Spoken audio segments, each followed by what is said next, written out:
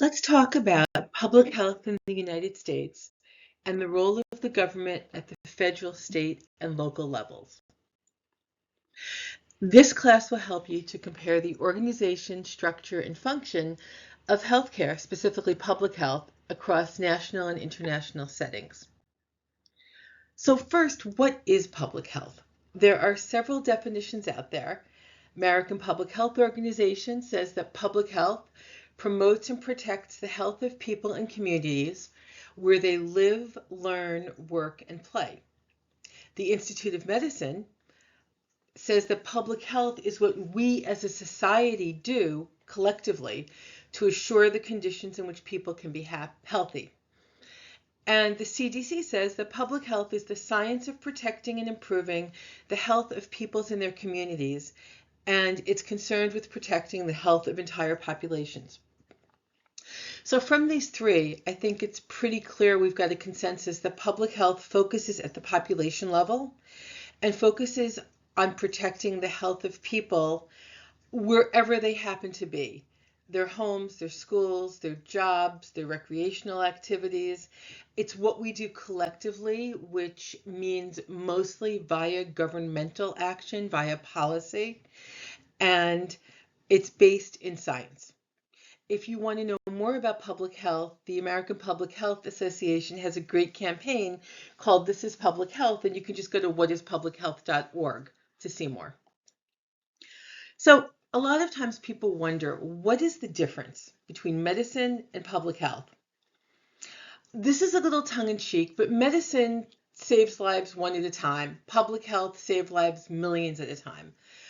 What that really means, though, is that medicine, physicians, nurses, other clinical providers, they are largely looking at the individual. There's a person in front of them who has an injury, an illness, or who's trying to prevent an injury or illness and stay healthy, and they will act in the interest of that one person. When we go from a public health perspective, we pull our view back and we start asking, remember the sociological model, what actions can we take at the community level, at the environmental level, at the policy level? What actions can we take that will affect communities at once in order to improve the health of the group as a whole? So the model of public health that we use in the United States, and we've used for over 20 years, adopted by the CDC, refers to the three core functions of public health and the 10 essential services. These were updated in 2020 to really put equity, health equity, at the center of this all. So the three core functions are assessment, policy development, assurance, and we'll go through the 10 essential services. And this is what public health is supposed to be doing. So when we talk about essential public health services, under assessment there are two. First is to assess and monitor the population health, monitor factors that influence health, and monitor community needs and assets. So an example of this would be disease surveillance. Another example of this would be looking at areas that have food insecurity. Another example would be looking at areas that are health professional shortage areas. The second level of assessment is to investigate, diagnose, and address health problems and hazards affecting the population. An example of this would be restaurant inspections, air quality monitoring, things like that. The second key function of public health is policy development. And under policy development, there are four essential services. The first is essentially health education, to communicate effectively to the population about health, factors that influence it, and how to improve their health. Think about tobacco cessation campaigns. Think about the COVID-19 vaccination campaigns. Another essential service is to strengthen, support, and mobilize communities and partnerships to improve health. So this involves acting as an advocate, mobilizing communities, helping them to organize, helping them to fund services. the next essential public health services is to create, champion, and implement policies, plans, and laws that impact health. And number 6 is to actually implement this, right? So we talk about policy formulation, which is really public health service number 5. And essential public health service number 6 is to utilize legal and regulatory actions, in other words, to implement these policies. The third core function of public health is assuring the public's health. And here there's 4, again, essential health services. Assuring a system that enables equitable access to individual services, building and supporting a skilled and diverse public health workforce, improving and innovating public health functions through evaluation, research, and quality improvement, and finally, building and maintaining a strong organizational infrastructure for public health. And in this lecture, we're going to spend some time talking about our current public health infrastructure. So, one thing you might wonder is, what is the legal basis for public health? What gives the government the power, the right to engage in public health? You know, we talk about all politics being local, but is all public health local? It wasn't for a really long time because of federalism. When health is hard to find in the Constitution, and when the Constitution was drafted, there was a lot of focus on states' rights versus the federal rights. But in reality, the relative roles of national, state, and local government in health matters have shifted quite a bit over time because our social values shifted. Thomas Jefferson knew it would be a problem. And so when he's talking about health, he said, many are the exercises of power reserved to the states, meaning every state can have different laws, whereas a uniformity of proceeding would be advantageous to all. Such are quarantines and health laws. For example, the licensure of health professionals is considered to be a state function, not a federal function. That's why a physician or a nurse who's licensed in one state often has to take an exam to become licensed to practice in a different state. This could have been true with driver's licenses as well, but all 50 states agreed to accept the driver's licenses of other states. Technically, they don't have to. So, how does it work now? The federal government is much more involved in public health than it was at the start of our country. That involvement started pretty much post-1915. But at the national level, really, it's the U.S. Public Health Service, and most of the money, though, goes through federal agencies such as the Department of Health and Human Services. Medicare and Medicaid are under DHHS, the U.S. Department of Agriculture, the Environmental Protection Agency, and many others.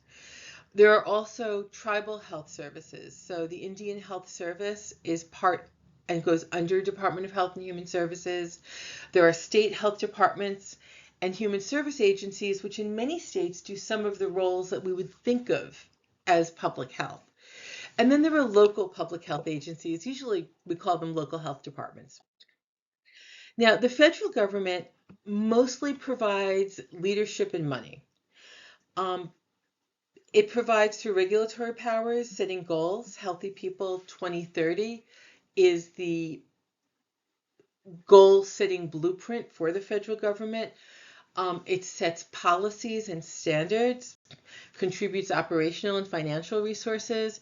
Federal government also plays a big role in financing public health and medical education and research, and supports the development of the public health tools we need. One of the roles of the federal government is to ensure that all levels of government have capabilities to provide the essential public health services we just talked about. The federal government does act when health threats span more than one state, a region, or the nation. So, for example, if there's a hurricane that goes out, the federal government will send FEMA in, Federal Emergency Management Agency, to help the states because the cost is probably more than the state can absorb. A federal government acts where the solutions may be beyond the jurisdiction of individual states. It also acts to assist states when they lack the expertise or resources to effectively respond. And in many of these cases, the states have to request help. So if there's a food poisoning outbreak in a state, the CDC can't go in unless the state invites the CDC in. The CDC is a federal agency. An example of this is actually Operation Warp Speed. So when the COVID-19, when it became clear this was a pandemic, the Trump administration funded through a lot of money and a lot of energy into very quickly developing a vaccine, and was successful. The implementation and the getting the vaccine out to the people hit some snags, but the development was a success. And finally, the federal government facilitates the formulation of public health goals in collaboration with state and local governments and other stakeholders. So that's what the federal government does, only really acts when there's a big health issue, mostly policies, regulations within its purview, and money. So here, just to give you a sense of how huge this is, though, the major player for the federal role in public health is the U.S. Department of Health and Human Services.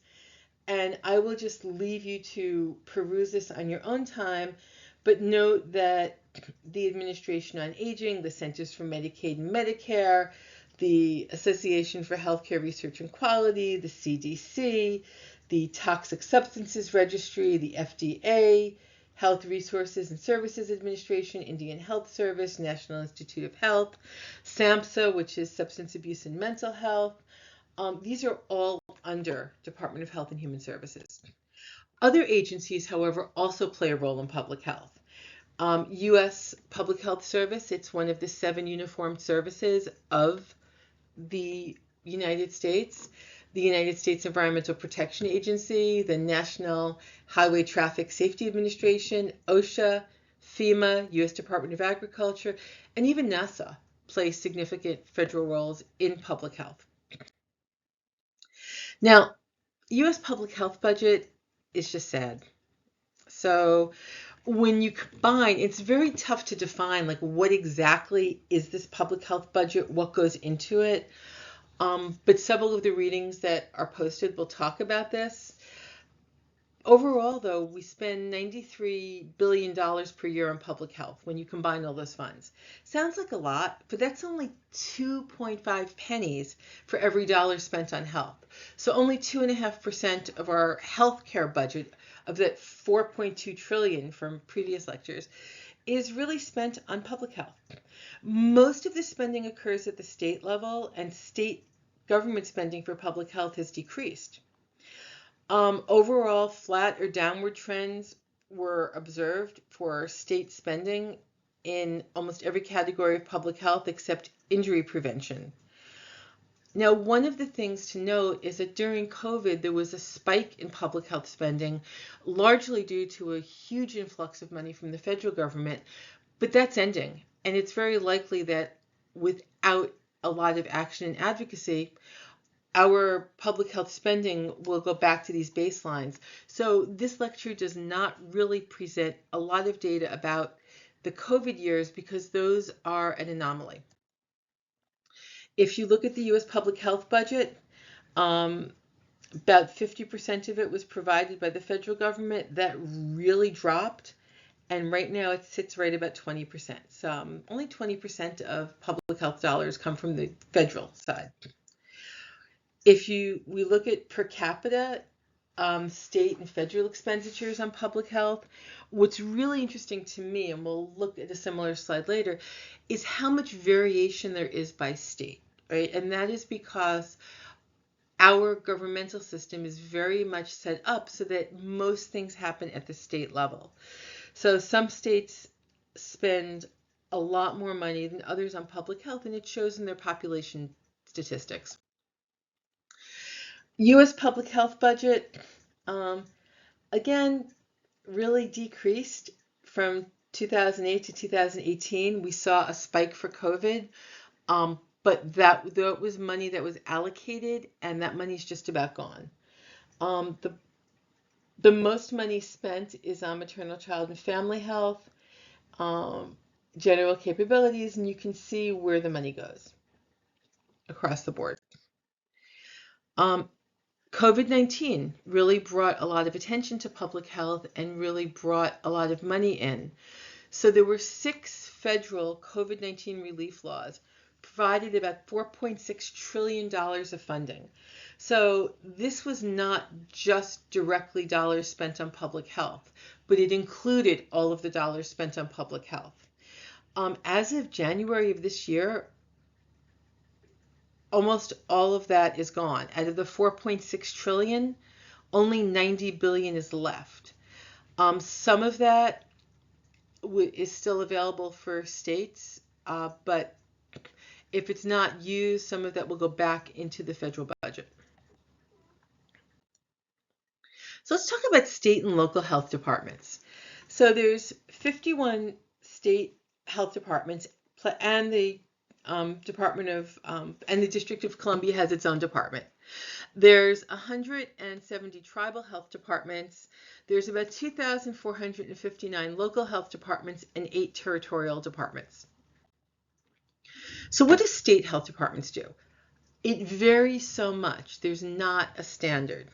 So the health roles and duties that we might think of as being a purview of the health department, like collecting vital statistics, for example. In some states, the health department does it. In New York City, the health department collects vital statistics. For the rest of New York State, they're collected by a specific department of vital statistics and not by the health department. They're also organized very differently. So there's 4 different type models of organization for state health departments.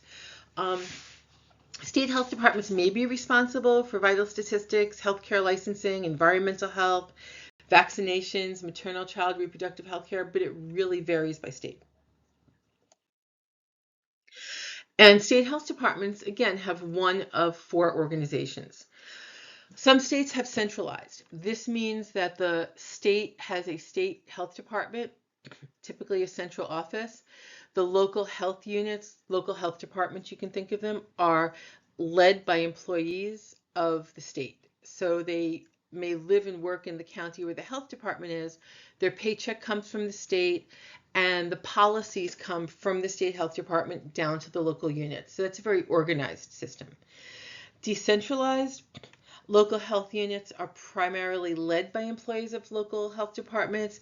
There may be cooperation with the state health department. State health department may provide resources, advice, certain services, but those local health departments are independent. They're not formed by the state. They're not regulated by the state. They're not under the state's control.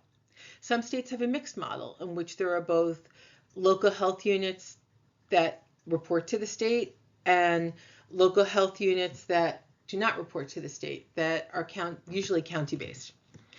And then they're shared, where the local health units might be led by employees of the state or the local government, but in those states, the local and state government share fiscal authority and responsibility. So there's not so much a top-down model as with the centralized version, but there is state involvement.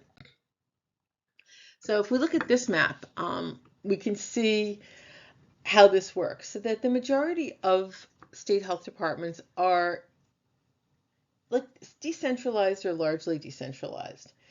Many fewer are centralized or largely centralized.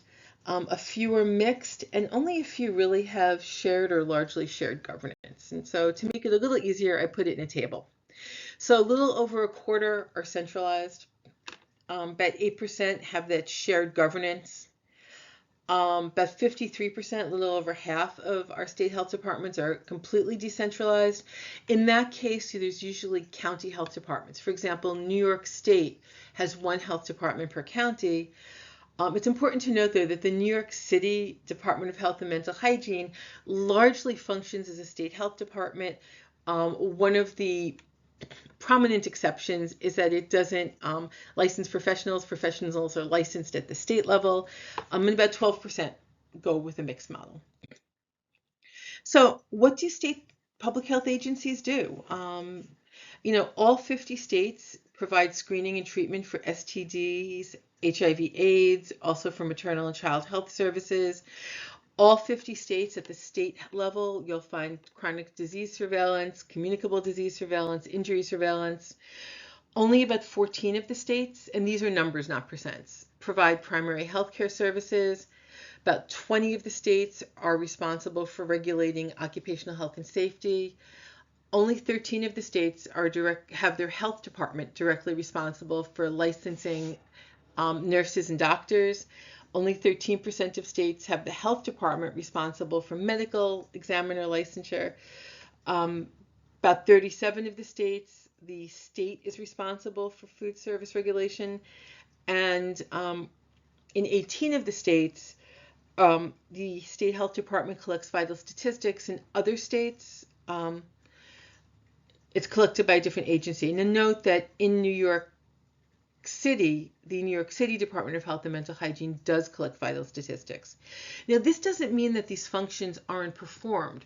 They're just performed by an agency other than the state health department. So, for example, licensure for medical professionals, in many states there are standalone licensure boards that are not housed within the health department. Now, local health departments are where the rubber meets the road. Their funding is really their big challenge, and they often relate to 10 or more state and federal agencies for funding and direction. So if you remember when we looked earlier at all those different federal agencies who are involved with public health, many of them are involved through funding, so a local health department may be applying to numerous federal and state agencies. From the local health department point of view, there's two basic arrangements. Either they're decentralized, meaning they answer to county government, typically, or city government, or they're centralized and they're a unit of the state. Take a moment to look at this because it's important to think about how do we organize and support local health departments. This is where most of our day-to-day services, public health-wise, are actually provided. So not the vast majority, so 61% of local health departments serve communities of less than 50,000. But those 61% of local health departments are only serving about 9% of the population. A third of local health departments are serving medium-sized cities or medium-sized counties, from 50,000 to just under 500,000. And again, a little over a third of the population are served by those. And then only about 6% of local health departments serve populations of 500,000 or more, but those 6% are serving roughly half the population. This slide is interesting because it gives us a way to think about health departments, local health departments, that if you live in New York City, you probably don't really think about counties a whole lot. So the great majorities of local health departments are county or city-based. So 89% are serving a distinct geographic area. About 8% are multi-county and about 3% are other, and that's because states with, like Alaska, for example, with very large area, very small population. But what this means is that the great majority of local health departments are interacting with county and city government. It gives us a way to interact with them. Another way to look at governance, we looked at state level, but let's look at local governance. So the great majority, about 1,800 of all local health departments are locally governed, meaning typically county or city government. About 405 local health departments are units of a state health agency, meaning that they're funded by the state completely, their policies are set by the state, they answer to the state, and 168 have that shared governance. In 30 states, all the local health departments are locally governed, and in a couple of states, they're shared. And what that means is that when we're trying to organize a national response to something like a pandemic, the reason that it looked so disorganized in the United States and the reason that it seemed like it took us so much more time to come together is because the great majority of our boots on the ground health departments do not have policy or managerial direction from a higher unit. However, there is a lot of interaction, and this is just one way of looking at it. If we look at what is the information exchange, and I'm not going to go through this slide in detail, but essentially you can see that with healthcare partners, with government partners, and with community-based partners, local health departments are both sending and receiving data. So there's a lot of interaction and engagement with local, but not as much with state or federal. However, the finances of local health departments are really important to note. Only about 25% of their funding comes from local sources. The rest, another 20%, comes from state. The majority of the rest are federal, and some from fees, health insurance. Local health departments do charge small copays and have sliding scale fees for their services, and that brings in some revenue. But again, the bulk of the revenue is really state and federal. And what this means is that there's huge spending variation by local health departments by state. And this means that we don't have a single unified public health system in the United States. We don't have a single unified, uniformly funded health system. So if you look at how the different states are funded, so New York spends over $70 per person on public health, right? Texas spends less than 30. Some states like Missouri, we don't even have data. Now this somewhat corresponds to red versus blue states, but not entirely, because if you look at Kansas and Utah, both fairly red states, they have pretty good per capita health expenditures, as do North Carolina and Kentucky. Again, not blue states. So while there is some correspondence, it's not 100%. But this is another reason why our overall national response to COVID-19 and other nationwide emergencies is so disorganized and fractured. Because even when the money comes down from the feds, there's no great mechanism to get it there locally, and all of this took time. So just to review, public health is pretty fractured in the US, but it's historical.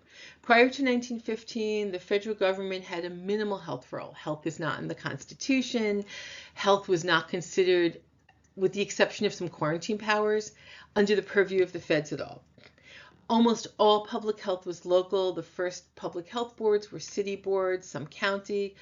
After 1915, federal income tax comes into play. So the federal government has more taxes. We understand better about what causes diseases and epidemics. There's social shifts pushing the government to be more active, but states still retain primary authority, even to this day. States become more involved because local governments could not keep up with the expectations for public health from the population. Local public health to this day still provides most public health services, but as we talked, are predominantly funded by state and federal dollars and are not well organized, collectively speaking.